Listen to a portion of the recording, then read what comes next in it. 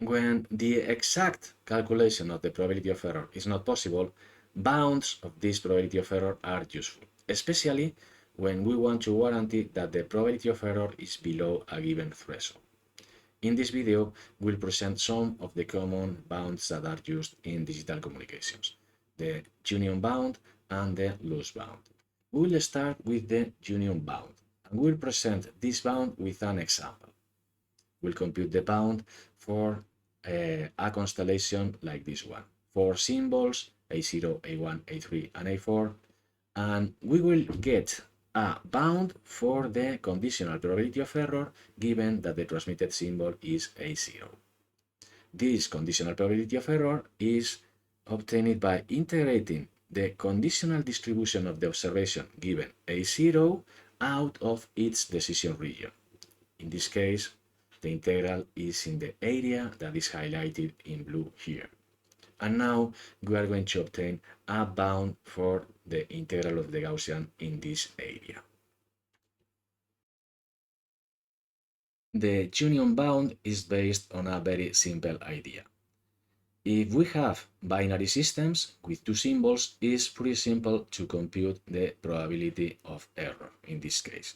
If we only have A0 and A1, the probability of error is Q of argument half of the distance between A0 and A1 divided by a square root of N0 halves. In the union bound, we are going to consider recursively that the reference symbol, in this case A0, is alone with another symbol of the constellation. In this case, we have a binary constellation where the probability of error can be obtained in a very simple way. For instance, if we have A0 and A1, this is the probability of error considering that only A0 and A1 are in the constellation. Q of half of the distance between the symbols divided by a square root of N0 halves. Numerically, this result is computing the integral of the Gaussian that is centered at A0 in the blue area that we have here, in the decision region of A1 if only A0 and A1 are present. Now we consider that only A0 and A2 are present. The probability of error, if we only have these two symbols, is Q of half of the distance between these two symbols divided by a square root of N0 halves. And numerically, this corresponds to the integral of the Gaussian centered at A0 in the blue region that we have here, the decision region of A2 if only A0 and A2 are present. Finally, we consider that we have A0 alone with A3. The probability of error in this situation is given by Q function of half of the distance between A0 and A3 divided by a square root of N0 halves. And numerically, we have the integral of the Gaussian centered at A0 in the blue area here, in the decision region of A3 if only these two symbols are present. If now we add these three values, what we have is that we have covered the integral of the Gaussian center at A0 in the whole area that is defining the conditional probability of error for A0. But in some areas, the integral has been computed several times. For instance, in the areas in red, this one and this one, the integral has been computed only a single time, here and here. But for instance, in the areas in yellow, this one and this one, the integral of the Gaussian has been added 2 times because we have this area here and here, and the other one here and here. And finally, in the area in blue, the integral has been added 3 times because this area is covered in the 3 cases here. Therefore, the addition of these 3 terms is a bound of the conditional probability of error for A0.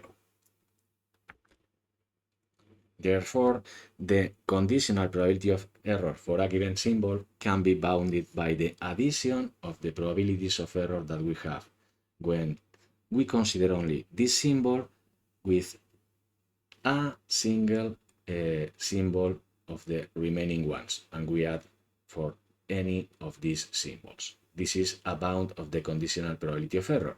And if we have a bound of the conditional probability of any symbol, it is possible to bound the total probability of error, where basically we have the average of the addition of every distances of Q evaluated at half of every possible distances between symbols in the constellation divided by a square root of n0 halves. The union bound is a tight bound. Here in this picture we have the plot of the exact probability of error for this constellation, and in blue and in red the union bound as a function of the mean energy per symbol divided by n0. We can see that especially for high values of ES divided by n0, the union bound is really close to the real probability of error. Conceptually, the computation of the union bound is relatively simple, but in terms of complexity, the number of distances is just for a MEM80 constellation, the addition from 1, 2, up to n-1. And depending on the size of the constellation, for instance, if we have 4 symbols, we only have n distances, taking into account the symmetry of the distances. But if we have 8, the number of distances is 28. With 16, we have 120 distances, and with 64, for instance, we have 2016 distances. This is growing with the constellation size. So in some cases, this is not practical, the union bound, and in these cases, the loose bound can be used. The bound given by the loose bound is just given by the number of symbols in the constellation -1 times Q evaluated at half of the minimum distance divided by a square root of n0 halves. Basically, in this expression, we are assuming that all the symbols in the constellation are at minimum distance of the other ones. Every symbol has the remaining n-1 symbols at minimum distance. In the real constellation, this is not true, because some symbols are at a higher distance in general, and because of this we have a bound here. The loose bound is not a tight bound, it's loose. Here we have the plot of the real probability of error and the loose bound versus the mean energy per symbol divided by n0 halves, by n0, sorry, and we can see that the difference between the loose bound and the real probability of error here is relatively higher than the distance that we had with the union bound. The union bound was a tight bound, the loose bound is loose.